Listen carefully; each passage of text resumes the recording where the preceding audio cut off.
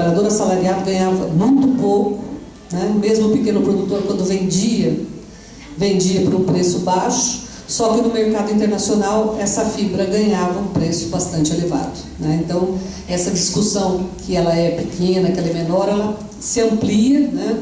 E a gente vai ver como que essa mais-valia ela é realizada lá fora, né? Um traço marcante do desenvolvimento capitalista no Brasil é justamente isso, né?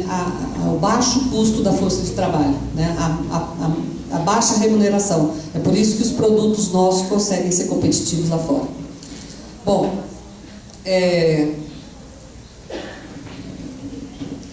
aí no meu doutorado, eu já estava morando em Ribeirão Preto, já estava envolvida com outros tipos de trabalho, estava com um filho pequeno, não tinha condições de voltar para o Paraná e continuar. Eu tinha intenção de fazer mais algumas coisas com esse tipo de trabalhador. Também me foi dito na época que já tinha muita gente trabalhando com trabalhadores da cana, que era o que mais tinha na minha região.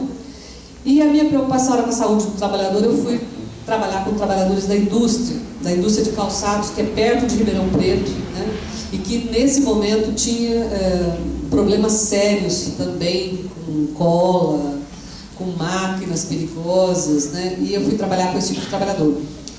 Só que eu cheguei no momento, em Franca, que é esse município perto de Ribeirão Preto, que foi meados da década de 90, que a economia do país, de uma maneira geral, passava por uma crise, né, uma crise de emprego, a indústria de calçado em particular, e a indústria têxtil, né? Fiquei sabendo que aqui em Barbacena, eu tenho um auxiliar de pesquisa aqui, o nosso amigo, como é que ele chama? Não é Clóvis? O Lopes, né, Lopes? O Lopes me informou que aqui também tinha uma importante indústria têxtil, uma fábrica que foi fechada nessa época também. Então foi a época de abertura do capital, né? Abertura das importações, né? E o produto da China, tanto da indústria têxtil como da indústria de calçados, chegou aqui e quebrou as indústrias no Brasil. Então eu tive que não ficar restrita a discutir a questão da saúde, mas discutir o que provocava piora nas condições de trabalho e, consequentemente, na saúde dos trabalhadores. Então eu entrei nessa seara aí para discutir a questão da reestruturação produtiva, que naquele momento se intensificava tanto na indústria, né, como no setor de serviços e também na agricultura, né? Então a chamada reestruturação produtiva, né, que ela ainda na realidade está em curso, mas ela teve mais pesadamente funcionando aí na década de 90, ela afeta também o trabalhador rural, né? Depois eu acabei sendo contratada na USP, né? E com o início de orientações eu já comecei com duas iniciações científicas, que uma era sobre a indústria de calçados e a outra sobre cortadores de cana. Então, de certa forma, essa minha saída do campo para a cidade, em termos de pesquisa, ela foi boa também para eu ter uma visão maior e trabalhar, né, a questão da saúde do trabalhador, independente de que setor ele está presente, né? Mas o rural é uma coisa que sempre volta, sempre me procuram, né? Como agora, para vir aqui falar sobre isso. E é um tema que eu gosto de falar. Eu trouxe aqui, para subsidiar a nossa discussão, um documentário que ele retrata as condições de vida e trabalho de trabalhadores migrantes que são empregados no corte da cana-de-açúcar, né? A região lá onde eu trabalho, onde eu moro, é a maior região produtora de cana-de-açúcar do país, né? E é muito nítida a relação estabelecida entre produção de riqueza e miséria, né, dos produtores. E a questão da saúde desses trabalhadores também é uma questão bastante gritante. Mas para a gente falar sobre relações de trabalho no campo, eu queria retomar um pouquinho da nossa história, né? Eu acho que quem está trabalhando na área, quem está fazendo pesquisa, quem está estudando, quem está querendo entender a questão do trabalhador rural, é bom retomar um pouquinho isso. Muitas coisas vocês já viram durante a sua vida escolar, né? mas e é bom lembrar, né, porque a história não pode ser vista como uma coisa morta, né? Ela está sempre presente e ela está sempre repercutindo no nosso cotidiano. Então, primeiro, né, é característica da economia agrária brasileira a grande concentração da propriedade da terra, os grandes latifúndios e todos os problemas que daí decorrem, né? Vale registrar que não tivemos uma reforma agrária no país, que ainda são constantes, e portanto, né, o problema fundiário, né, só se fez crescer por conta disso, né? E com ele também os conflitos pela terra, e que ainda são uma constante, né? A violência no campo é um outro problema sério, né? Nós temos aí um registro sem fim de assassinatos, né, de trabalhadores, de pessoas ligadas à questão da terra, ao problema fundiário, né, assassinatos inclusive de fiscais do trabalho. Ao longo da história do país, nós tivemos diferentes relações de trabalho, né? A primeira, isso, né, as diferentes relações de trabalho e emprego na agropecuária, em última instância, é um problema, pois do ponto de vista da legislação, ela acaba privando, eventualmente, parte dos trabalhadores de proteção adequada. Então, tem trabalhadores que não conseguem, na hora de se aposentar, na hora de receber algum benefício, inclusive comprovar qual era a relação de trabalho que ele manteve durante toda a sua vida. Se a gente for pegar no início da nossa história, no período do Brasil colônia, o que predominava era o trabalho escravo, né? Aqui a região tivemos muito isso, né? O país inteiro. E no caso, né, o trabalhador escravo, ele próprio era propriedade dos senhores de terra, não era praticamente uma relação de trabalho, era uma outra coisa, né? Trabalho escravo, esse trabalho dos escravos que era realizado sob açoite, ali a gente, quando fala em exploração de trabalho, é nítido, né? Porque era apanhando que se fazia. Se fazia errado também era punido, né? Então esse trabalho, as condições de vida, né, eu acho que é uma mancha na nossa história e tem repercussões até hoje, né? Por isso não deve ser pensado como uma página virada. Tem repercussões, a gente não vai ter tempo para falar sobre isso aqui, mas é uma coisa que a gente tem que ter na cabeça quando fala em trabalho no campo. Bom, com a libertação dos escravos, eu estou fazendo uma coisa bastante sintética para chegar no trabalho assalariado, tá? Com a libertação dos escravos e a instituição do trabalho livre, nós tivemos em algumas regiões, e eu vou dar um exemplo aqui mais da região de São Paulo, que também o que ocorreu lá ocorreu em outras regiões também. Mas como eu peguei autores que trabalham com aquela região, vou dar o exemplo da região do estado de São Paulo, que quando teve a passagem para o trabalho livre, teve o estabelecimento do chamado colonato, né, que se implanta para viabilizar a cafeicultura, né? Então era o ciclo do café, né? Houve então a substituição da força de trabalho escrava pela força de trabalho do imigrante, no caso do estado de São Paulo, principalmente os imigrantes italianos, né? Mas tiveram outros também. Mais tarde, uma leva da imigração japonesa foi trabalhar também no campo, né? No sul do país nós tivemos italianos, ucranianos, poloneses, né? Há uma diversidade muito grande, mas eu estou pegando como exemplo o caso do estado de São Paulo. Aqui na região tem uma colônia. Colônia de italianos? Então, é isso que eu estou falando, que foi por todo lugar, né? E do estado de São Paulo foi essa característica mais de italianos também, né? Depois eu vou fazer uma pergunta da colônia italiana para você. Então, o que é? Bom, apesar então de ser instituído o trabalho livre, essas relações de trabalho não eram ainda o que a gente pode falar de uma relação de trabalho especificamente capitalista, né? Era comum, então, contratos de trabalho que eram baseados na meação, na parceria, nos arrendamentos, né? E aqui eu vou citar um caso, um trecho do trabalho do Caio Prado Júnior, que tem um trabalho clássico que chama Questão Agrária no Brasil, que ele relata o seguinte, falando então sobre os colonos, tá? Na lavoura cafeeira de São Paulo, o trabalhador residente fixo, né? Então é uma característica, né, desses trabalhadores trabalhar na fazenda e morar na fazenda, né?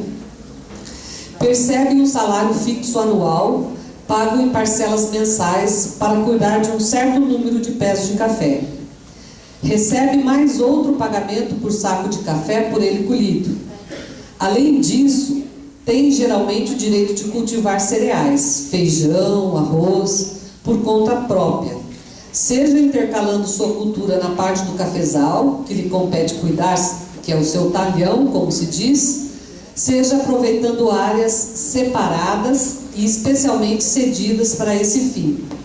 Tem ainda o direito de manter uma pequena horta em torno de sua habitação, bem como criação miúda, galinhas, porcos, cabras e também algum cavalo ou burro, mas excepcionalmente uma ou outra vaca, né? Não podia, a vaca já era uma coisa mais de outro tipo de exploração, de quem tinha como é que fala? A criação de gado como a sua atividade principal. Bom, aí ele continua falando, Caio Prado Júnior. Na lavoura cafeeira do Nordeste, os trabalhadores se dividiam em categorias principais, que seriam os moradores, que são trabalhadores permanentes nos canaviais, sendo pagos em dinheiro e dispondo de pequenas culturas de subsistência em redor de suas casas, geralmente dispersas pela propriedade. Então aqui há uma diferença. Enquanto no estado de São Paulo você tinha a colônia, né, que seriam casas às vezes alinhadas, né, e cada um com o seu quintal, etc.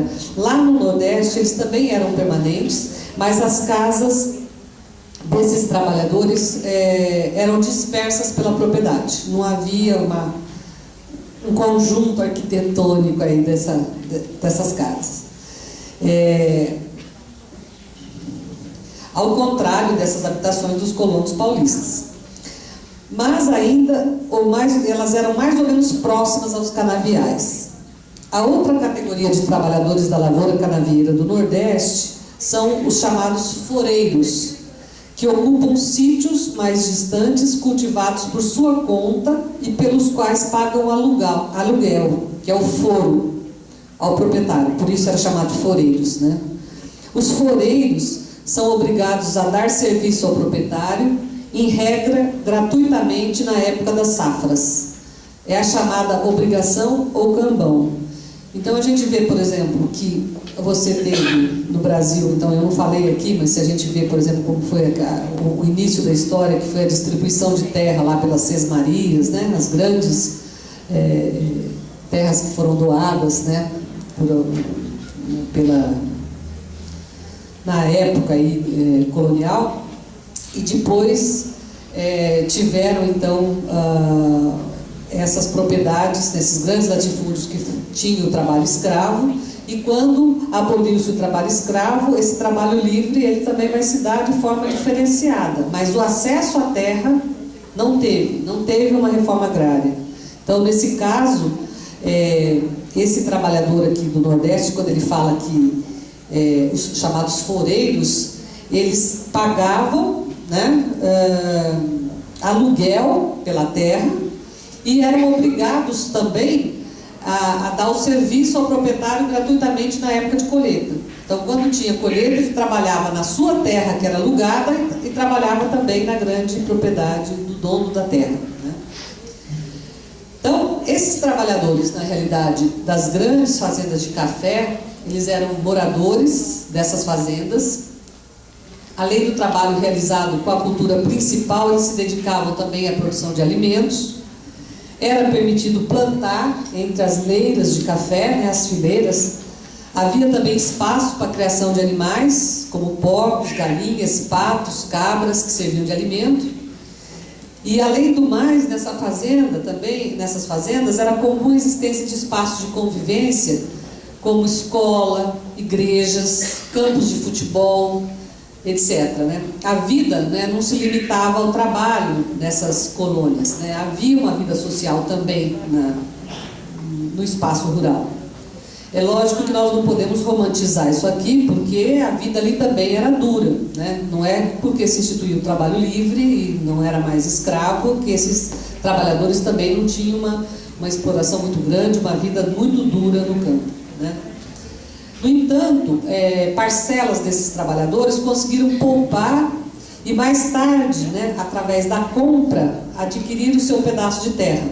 Então, são esses imigrantes que vão desenvolver a pequena propriedade, a agricultura familiar, a vida caipira, a cultura caipira, a produção de alimentos fundada no valor de uso, ou seja, produzia-se aquilo que era necessário para suprir as necessidades da família, né, e o excedente era trocado, vendido, etc.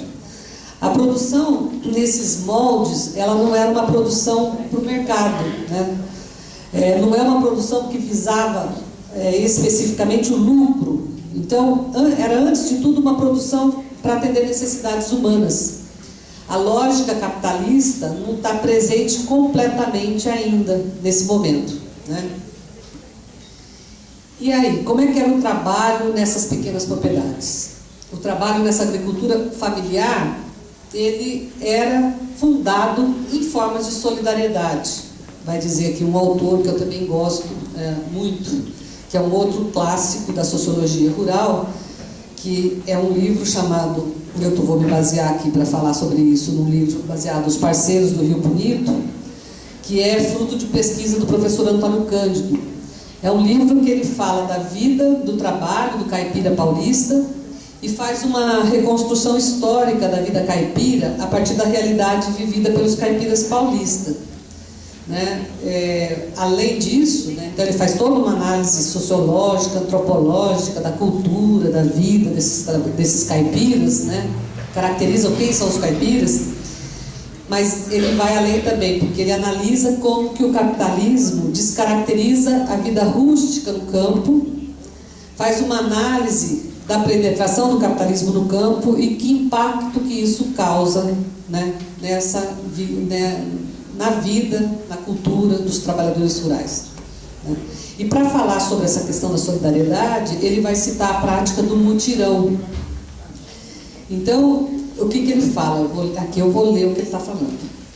Ele fala assim: as várias atividades da lavoura e da indústria doméstica constituem oportunidades de mutirão, que soluciona o problema de mão de obra. Então, o problema de mão de obra no Brasil era grande, né? Desde a época colonial se tinha problema. Quando teve a abolição dos escravos, o problema se acentua. Tanto é que o governo faz esses programas para o incentivo da imigração para vir aqui sanar esse problema de mão de obra. Então ele vai falar assim, que a questão do mutirão vai solucionar o problema de mão de obra nos grupos de vizinhança e por vezes até entre fazendeiros, suprimindo as limitações da atividade individual ou familiar. E o aspecto festivo de que se reveste constitui um dos pontos importantes da vida cultural do caipira. O mutirão consiste essencialmente na reunião de vizinhos que são convocados por um deles, a fim de ajudá-lo a efetuar determinado trabalho: a derrubada, a roçada, o plantio, a limpa, a colheita, a malhação, construção de casa, fiação, etc. Geralmente, os vizinhos são convocados e o beneficiário lhes oferece alimento e uma festa, que encerra o trabalho. Mas não há remuneração direta de espécie alguma, a não ser a obrigação moral em que fica o beneficiário de corresponder aos chamados eventuais dos que o auxiliam. Esse chamado não falta, porque é praticamente impossível a um lavrador, que só dispõe de mão de obra doméstica, dar conta do ano agrícola sem cooperação vicinal. Aí um outro trecho desse trabalho do professor Antônio Cândido. Ele diz o seguinte: um velho caipira me contou que no mutirão não há obrigação para com as pessoas, e sim para com Deus, por amor de que se serve ao próximo. Por isso, a ninguém é dado recusar auxílio pedido. Um outro, referindo-se ao tempo de dantes, dizia que era o tempo da caridade, justamente por ser essa disposição universal de auxiliar na lavoura a quem solicitasse. Ambos, todavia, se referiam sempre ao auxílio de moradores do mesmo bairro, que era o limite da cooperação de deveres. Eu acabei não citando aqui, mas esse estudo ele fez com moradores do município de Bofete, ou Bofete, não sei, é Bofete, que é um município muito pequeno do interior do estado de São Paulo. E aí ele está falando desses moradores desse mesmo bairro que ele estudou, né? A necessidade de ajuda, ainda falando sobre o mutirão, a necessidade de ajuda imposta pela técnica agrícola e a sua retribuição automática determinava a formação de uma rede ampla de relações, ligando uns aos outros os habitantes do grupo de vizinhança e contribuindo para a sua unidade estrutural e funcional. Este caráter, por assim dizer, inevitável da solidariedade aparece talvez ainda mais claramente nas formas espontâneas de auxílio vicinal coletivo, que constitui modalidade particular do mutirão propriamente dito, e por vezes recebiam designação especial. Na área que estudei, a designação era terno. Era o caso dos vizinhos, percebendo que um deles estava apurado de serviço. Não sei se vocês estão acompanhando, mas ele está mostrando que existia duas formas de fazer o mutirão. Uma, na qual o próprio agricultor solicitava que os seus vizinhos o ajudassem.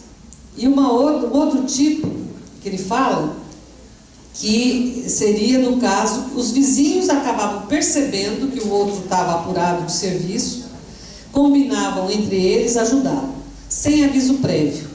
Às vezes o beneficiado ficava sabendo e preparava comida para recebê-los. Outras vezes era realmente surpreendido e improvisava a refeição. A diferença estava não apenas na motivação do auxílio, espontâneo, não convocado, mas também no fato do beneficiado não dar festa. E muitas vezes a falta de recursos para promovê-la é o que havia impedido de fazer a convocação. Então, como eles, no final do mutirão, eles davam uma festa, se essa pessoa estava com dificuldade financeira, ela acabava não convocando, né? E às vezes por vergonha, né? De mostrar como é que estava. E, portanto, os próprios vizinhos juntavam e, de surpresa, iam lá fazer o trabalho de mutirão, né? Ele diz o seguinte também: no sudeste de Minas, aí eu acho uma citação de Minas, parte da área caipira paulista chama isso de traição, essa coisa deles chegarem de surpresa, para significar o seu caráter de surpresa, preservando o termo mutirão para outra forma. Ajuda e ajutório servem também para designá-la, né? Quando eu estava falando quando eu comecei meu trabalho, que eu estava falando sobre o trabalhador assalariado lá no Paraná, e eu falei e aí eu estou falando para quem vai fazer pesquisa, para quem vai fazer trabalhos acadêmicos aqui, é que a gente tem que ficar atentos não só por aquilo que a gente está buscando, não só por aquilo que está nos objetivos do nosso trabalho, mas tem outras coisas que passam desapercebidas. Essa questão do mutirão aparecia por lá também, mesmo com alguns produtores.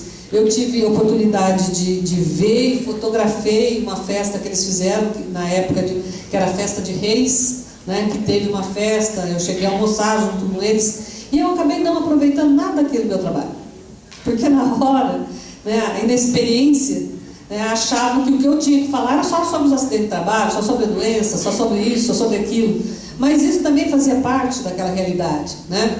Então, só muito tempo depois, né, é que a gente vai vendo que não se resume aquilo, não se resume a vida do trabalhador rural, as suas condições de vida e a própria condição de trabalho, não se resume ao processo de trabalho, a relação dele que ele tem ali com a máquina, etc., né?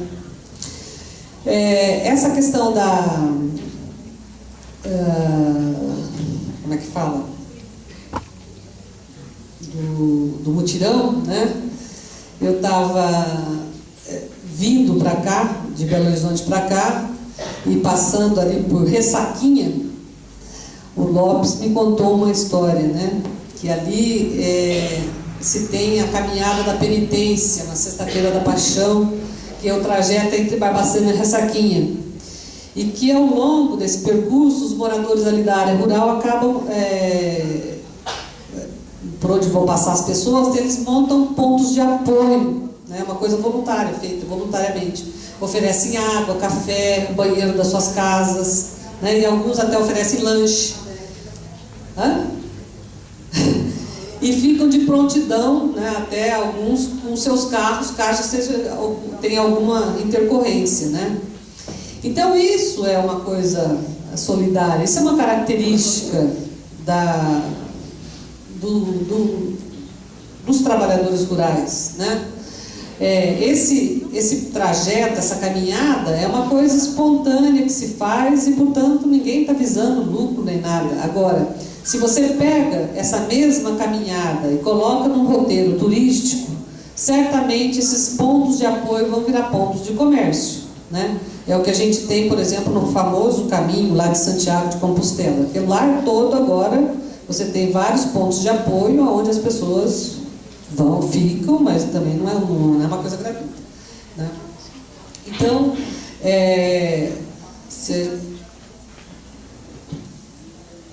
que horas são, Luísa? Só para que eu estendo ou encurto a minha conversa? Pode continuar.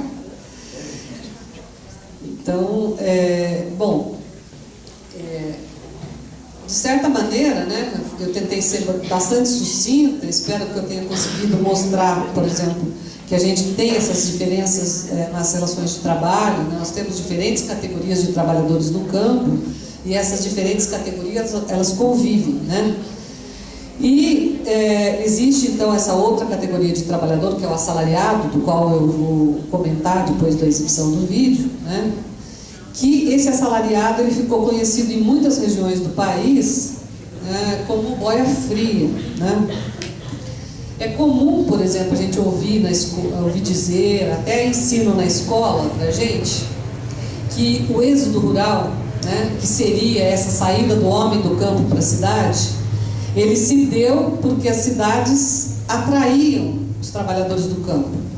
Pois na cidade os trabalhadores iriam encontrar melhores condições de vida, melhores escolas, né, atendimento médico, né, casa própria, né, então tinha todas essas promessas, né, emprego, energia elétrica, as coisas que eles não encontravam no campo, né. Isso só em parte é verdadeiro, né. Nem todos os que foram para a cidade o fizeram por sua própria escolha, né. Nem todos tiveram melhores condições de vida na cidade, né? Uma parcela dos trabalhadores que saíram do campo e foram para a cidade até conseguiram melhorar, né, sua vida, mas não foram todos, né? Nem todos encontraram emprego. Então, parte daqueles que saíram do campo não encontraram emprego na cidade e tiveram como opção voltar ao trabalho no campo, mas numa condição diferente, não mais naquela condição de morador, não mais na condição de morador da colônia, que podia trabalhar, mas tinha seu espaço para cultivar produtos de subsistência, podia criar animais, né, domésticos, ter uma vida social na cidade. Agora ele volta para o campo numa condição de assalariado, não mais de colono, não mais de morador fixo, né? Esse boia fria, então, né, que é uma denominação, tem várias outras, né, de trabalhadores assalariados, ele é resultado, então, de um processo que é o processo de capitalização da agricultura, né, um processo chamado de modernização da agricultura, capitalização da agricultura, o processo de entrada do capital no campo, né, tem várias denominações. Ou seja, essa entrada de capital no campo, ela expulsou o trabalhador. Então, o termo, quando a gente fala em êxodo rural, não é saída do homem do campo. A saída é uma coisa que você sai ou não, né? No caso, esse processo ele expulsa, né? Expulsou o trabalhador, não foi opção, não foi escolha. Também não podemos dizer, como é comum também ouvir, que foram as máquinas, né, os tratores que tiraram os empregos. Não é uma questão meramente técnica. Então, a máquina substituiu o homem no campo. Na realidade, entender esse processo é entender que isso é um conjunto de coisas que vão mudar a lógica da produção. Então, se a gente tinha lá, no início, né, da pequena produção, desse trabalho, mesmo na coluna,